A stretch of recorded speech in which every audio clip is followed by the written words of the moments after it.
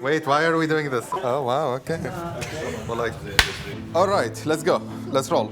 Can you give me like the lines about what GlobalFoundries is? Semiconductor actually is so complex that having worked on the IPO, even having spent 3 months working in the business itself, working with our commercial teams, I still scratch my head sometimes. It's a business where like even the sales guys have PhDs. It's just on a different level of complexity, but I'll try my best.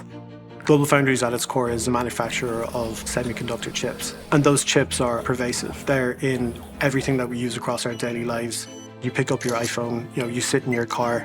What you're doing is powered by chips that GlobalFoundries have manufactured. The whole world economy, I mean, the guys look literally at everything in this room. There is a chip in it, and there is 5 companies at scale that produce the wafer manufacturing. When GlobalFoundries was originally carved out of AMD back in 2009, it had 1 customer. Now it's a global business, 200 customers all around the world, and an incredibly important part of the infrastructure of our society. So this is a business which isn't just important for Mubadala, but is important for the world at whole. When we started the 2021, IPO was not even on our goals for that year. There was a moment of time where we realized that all the stars got aligned between the macro outlook, where the industry was going through a supply shortage driven by the pandemic. There was an appetite from the capital markets. And the last important part is we've been spending a lot of time since 2018 making sure that the company is ready to be public. GlobalFoundries, the IPO, before the trigger was surprised. The world suddenly woke up and realized how semiconductors are crucial to the global economy. When you are taking companies public, timing is extremely important. We tried to compress what normally takes 2 years of getting ready into a 6-month timeline. There was, a handful of people sitting in a room in our offices in New York City, working hand in glove with an absolute army of advisors, across bankers, across our underwriters, legal firms, communication firms, weeks, months of incredibly hard work. It's not impossible, it's doable, but there are parts in which you can actually control, and there are parts that are really outside your control.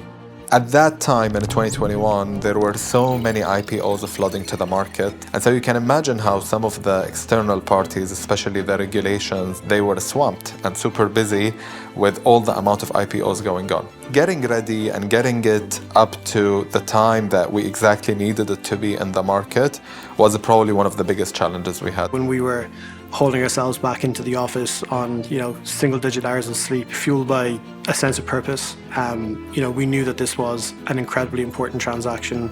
There were many reasons why this IPO was a historic IPO. One, this was, at the time of the IPO, the largest semiconductor IPO in terms of market capitalization. So again, that's a big deal.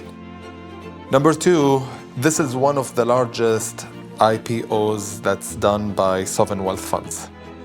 Also a big deal.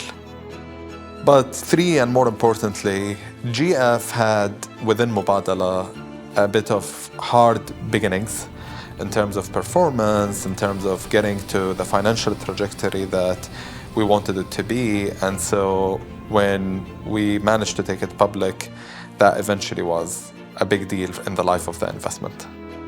I will be very surprised if I work on many other things that were as important and as significant as GlobalFoundries IPO. It was a larger-than-life transaction because the business itself is such a behemoth. I think the biggest thing that GlobalFoundries story show is we are a true long-term investor. We have resilience when things get hard, but we believe in the investments that we made. We stick behind them. And many other investors may have probably given up on an investment that had the original history of GlobalFoundries early on, but we knew that there will be a moment in time in which the company will be destined to be bigger than where it was, and that's where the IPO story happened.